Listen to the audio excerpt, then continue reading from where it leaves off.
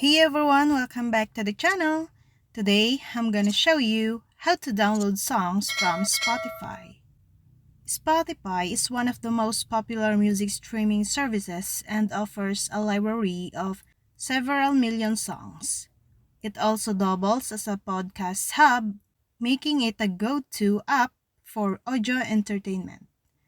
This service works with virtually any smartphones, including Android devices and iPhones, PC and Mac computers, and Google Assistant and Alexa smart speakers.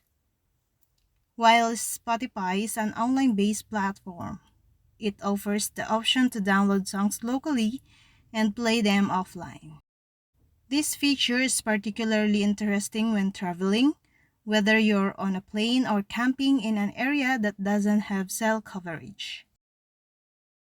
So this is steps how to download songs from Spotify. Launch the Spotify app on your Android device. And then open a music album or playlist on Spotify. Tap the library at the bottom.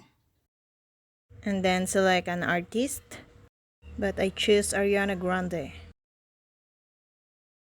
Now click on the three dots at the right.